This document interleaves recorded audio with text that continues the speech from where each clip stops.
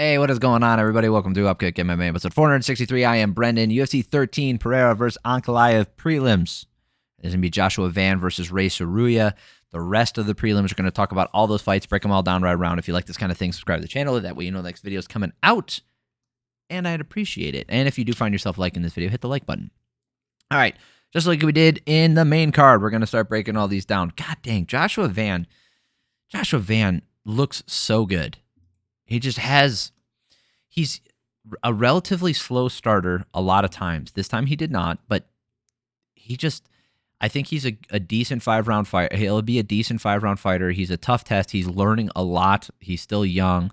And Tsuruya, same with him. Not all those things. Like, he's young and he has a lot. He can improve a lot. So I'm still excited to watch him fight. That wrestling heavy the wrestling heavy offense did not work at all in this.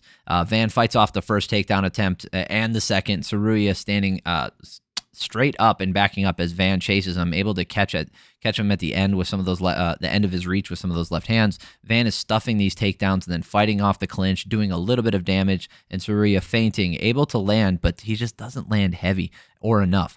Tsuruya able to get the takedown by reaching towards the back leg, throwing him over, but they get right back up. His wrestling is fantastic. He just needs to put it together with some other stuff. And Tsuruya catches a kick and gets another takedown. No damage again. Striking number 17-6 in favor of Van. Clearly his round, all the damage.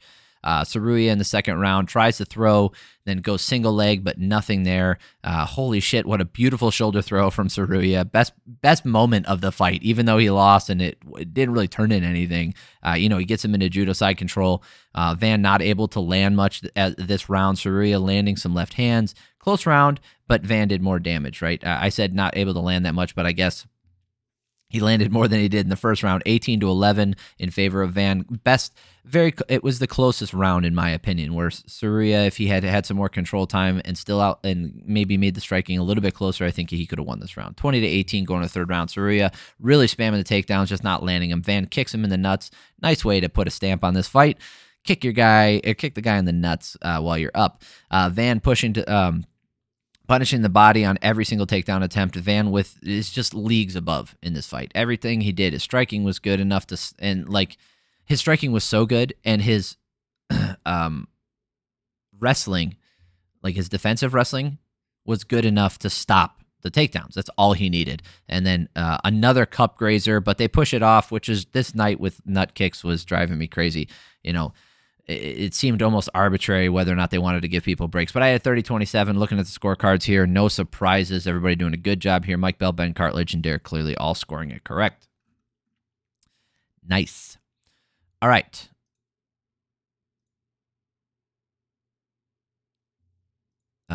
This is one of those ones with the nut kicks that kind of drove me crazy. Brunno Ferreira taking on Armen Petrosyan. Petrosyan keeping Ferreira on the fence, right? Early on, he was able to pressure forward, and I think that was the key to victory for him, was keeping the pressure on, because anytime Ferreira would get forward, it was a bad day for Petrosyan.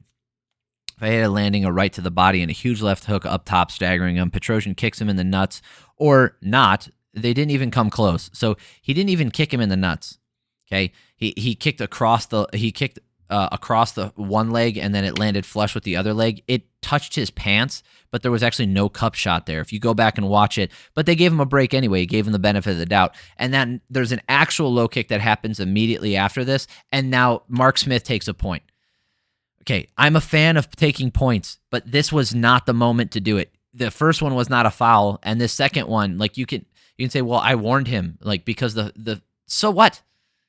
If you're close to committing a foul, it doesn't make it a foul. Okay? And you want to talk about warnings, you warn them before they get in the octagon. You warn them backstage. I don't want to fucking hear it. This is a bad point take in a moment that I'm okay with a point being taken. Okay? I'm okay every time someone gets poked in the eye, kicked in the nuts, or fence grabbed. I'm okay with a point being deducted. I am not okay when it's clearly not the case. They don't do that. And this time was the first actual infraction. The first one was a perceived infraction that they didn't review. Anyway, Petrosyan still goes low kicks, and Ferreira swinging big with the rear hand. Petrosyan lands a right hand of his own. Hard round to score because of that big shot landed by Ferreira, but I think Petrosyan did enough. He outstruck him here 22-13, had some big shots of his own, so it was a 9-9 round because of that point deduction. Second round, Ferreira, when he's moving forward, he can swing those big hooks, but Petrosyan still landing low kicks, picking his shots down the middle. Ferreira has failed on 4 of 5 takedowns, and he's looking labored. Big swing, still throwing his big swinging movements. Ferreira punches him across the body and the cup. Okay. Ferreira finally successful with the takedown with a minute and 15 left. Works his way from the back to the triangle and then an armbar. It was a beautiful ending sequence. He did nothing wrong in this fight other than complain about a shot that didn't hit his nuts. But great fight from him. Did what he needed to do. All right, one guy who I love watch. Actually, I like both of these guys who fight here. Carlos Leal versus Alex Morono. I really like watching Morono fights because he's got no fucking quit in him. That dude, he'll take a beating and keep on ticking, man. Like it's inspiring to watch someone like that who is like extremely positive. Like he's an instructor, and it's changed his life, and this and he's picked up. There's just so many cool things about it, and also he's just tough as shit and refuses to just quit on himself. It's amazing. Anyway, I also love Leal. He's just forward. I think Rogan said it. He's like all gas, no brakes, which is what he did. He got a bullshit decision in his first fight, against Renat Fakhretdinov. Yeah. Yep. That was bullshit. It should have been. That was bad. It was a bad decision. Anyway, we all know why that got decided in that direction. Anyway, he should be 2-0 in the UFC. Fakhretdinov, whatever. Leal was right in on the pressure, usually coming out with hooks and jabbing to the body. Morono trying to jab and circle and come over the top with the big overhand rights, and he started to get real sloppy in the clinch. Both guys landing, Leal landing great elbows, Morono landing tight hooks. Morono is not shying away from the fight, even when he's backing up, and he'll just plant and throw big hooks. Shit. And Leal's really putting the pressure on him, starting to land some big hooks. Like, if you look at the end striking numbers here, remember, this fight did not go to the end of this round. Right, it was finished at 4:16 in the first round, so there was still 34 seconds, or 44 seconds left to go. There was still 44 seconds left to go, and they threw a combined 215 strikes. The total, like, they didn't land 200, but they threw a 215 strikes total combined. That's crazy. And look how much they landed. Leal landed 79, and Morono landed 40. And oh my God, it was too much for Morono. He couldn't keep up anymore, and Morono started, like I said, he started to get sloppy. Just no quit in him. The referee had to step in there. Keith Peterson just saw enough. Morono didn't complain about it. I think that was a good stoppage. Just Leal's, he looked like he was fighting kind of pissed. He's like, I'm not getting sent to another fucking decision. I got fucked over in the PFL. I got fucked over here. He's like, I'm done with this shit. Mairon Santos versus Francis Marshall.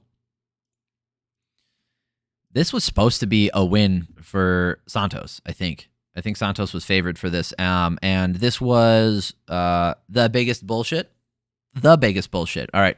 Well, let's talk about it. I'll explain it, and then we'll complain later. We have a little bit of time in this video. And the first fight was also a relatively controversial. I mean, I don't know if I thought it was that controversial, but a lot of people were saying it, and because of this fight ending the way it, or getting the decision the decision going the way it did, a lot of people were retroactively saying like, oh, 2 fucking bullshit decisions. I don't think the first one was as much as this one. So Marshall countering that the kick feint with 3 hooks up top, using that lead hook to measure. Santos started like really calm, and he was like, not swagger necessarily, but like very slow and methodical and not moving a ton. Santos going with low kicks, but takes one back and falls over, gets countered with the lead hook. Santos landing low kicks and Marshall checking some of them. Huge left hand from Marshall, staggers Santos, drops him down.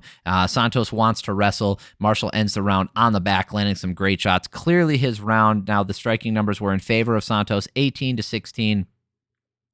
Damage was clearly Marshall's. It was not even close. The damage was clearly his. Okay. All right. Second round here, Marshall countering those low kicks with the lead hook in the right hand. Santos is not mixing the hands into the striking much. He really likes those low kicks. Marshall shoots and gets flipped up, but continues onto the side, rides the back, gets on the hip ride, staying on the back. Close round on the damage, but the control takes it for me. So looking at the striking numbers here, you can get carried away. 19-8 in favor of Santos and be like, wow, he must have really done a ton of damage. Take away 9 of those strikes. I don't think those body strikes really did a ton, and I don't think those leg strikes did a ton either. Like, he did land a few of them. So it's not as one-sided as you think. Look at the head strikes, 10-8. Marshall landed some really good shots of his own in this round. I thought the damage was relatively close. So I would fight for it even with these numbers as stated. It's that control time as well. I think Marshall clearly won this round. Go back and watch it. These numbers do not tell the story. Okay, and this is what Santos was saying at the end of the fight when he was asked, "Do you think you won this?" And he was like, "Oh yeah, I outstruck him." Like, okay, cool. You outstruck him in the first round. Do you think you won that first round too? Clearly no. So there's something to be said there, right? So it's not just outstruck. I did more damage. I don't think you did. Like, go back and watch it. I don't think he did more damage. So I had a 20-18 for Marshall. Last round here, Marshall content to counter and Santos not extending his combos anymore. Santos successful with his striking and pressure. And then Marshall gets the takedown with 40 seconds left, and he will secure the fight. That was what I wrote, but not this round. I thought that he did lose this round. I don't think he landed enough big shots. Santos outlanded him 21-15. I don't think that I don't think he did enough with this one. Even though the head strikes were even, I thought he didn't land enough big shots. Okay, so at the end of this fight, Marshall was a 13-1 favorite, meaning if you bet on Santos, if you bet on Marshall, you had to bet $1,300 to win $100 when this fight ended. That's how much of a favorite he was to win. But looking at the scorecards here, Derek clearly has the most defensible scorecard. Although I disagree about that last round, but the commentary team was on side. I didn't think he won that last round.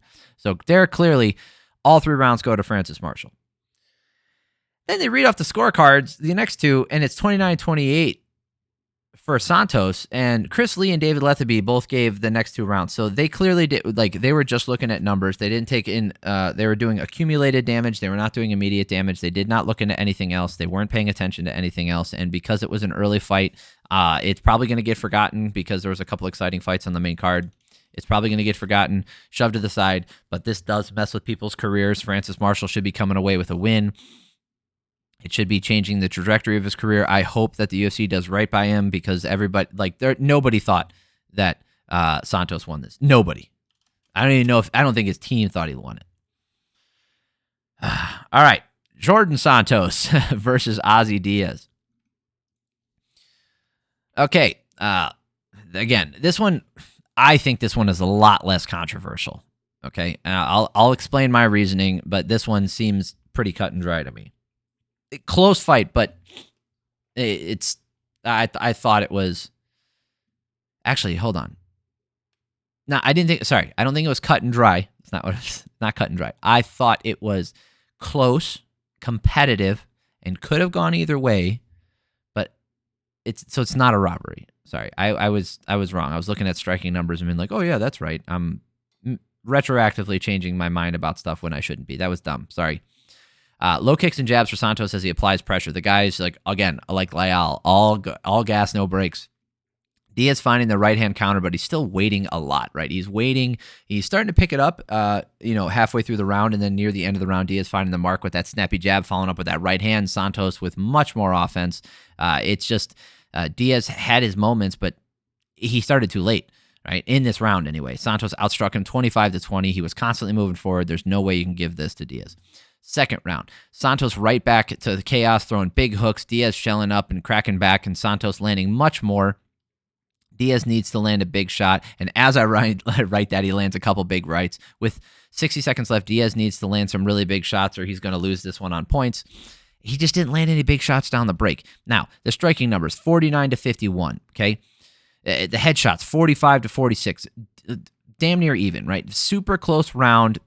Do you think that Diaz did so much more damage this round to outweigh anything that Santos did? I don't think so. I thought Santos was able to pressure a lot in this round. It was relatively back and forth. So like I said, close one, but I gave this one to Santos. If you gave it to Diaz, I understand. But I gave this round to Santos. Last round, Diaz finding success after eating some of Santos's good shots this round and was able to sustain more pressure. Diaz finally hurts him. Santos trying to hold on as he retreats. Santos eats all of it, and Diaz is tired now. Then Santos starts pressuring again. 30 seconds left in this round where Diaz is up, and then he attempts a head kick, gets caught and pushed down, but that probably secured him the round instead of getting in a firefight and taking a big shot. So 64-57 in favor of Diaz. I gave him this round for sure. And here's the thing, they gave it to him for the power shots the second round. Nice decision, not a robbery. Oh yeah, also Diaz says he couldn't see out of his left eye for basically the entire fight. Right after their very first exchange in the first round, he said he couldn't see out of his left eye. So the fact that he won this fight or was competitive on my card, right? I gave this fight to Santos. But Eric Colon, Chris Lee, and Tony Weeks both all gave the last 2 rounds to Diaz. Again, not a robbery. Defensible, it's fine. I understand it was very close. It really depended on what you saw. Maybe from their vantage position, they got a better look at Diaz's shots and they thought they landed harder. Maybe they looked at some of Santos's and didn't grade them as highly. I mean, I'm putting a lot of nuance into what I consider, 2 dingalings in Chris Lee and Tony Weeks. 2 dingalings who I don't think can score a fight properly or consistently. But, I'm giving them the benefit of the doubt. In this one, it's relatively defensible. Anyway, that is it for the prelims. Thank you for stopping by. It means a lot to me when you guys watch these videos. It means a lot when you make it to the end. It's awesome. Please subscribe to the channel. It does help me out. And if you like this video, hit the like button. Tell your friends. Right? If you know anybody else who likes MMA videos, people who like breakdowns, I break down every single fight, every single weekend. Right? I talk about fights that nobody else talks about. I go through them all because as a fan of this stuff, someone who does watch all these fights, when I couldn't, right? When I was first started watching MMA again, back in like 2010 or 2011, I would watch some fights and then want someone to talk about some controversies early in the card, but nobody would, right? Nobody would bring it up. Nobody harp on it. And then also, if I did miss a fight, I'd like somebody to break it down for me so I could get a list of all the fighters and how the fights went. So that's what I'm doing here. And if you like this kind of thing, I'd appreciate it if you subscribed. So I hope you guys have an amazing week. Love y'all. Peace.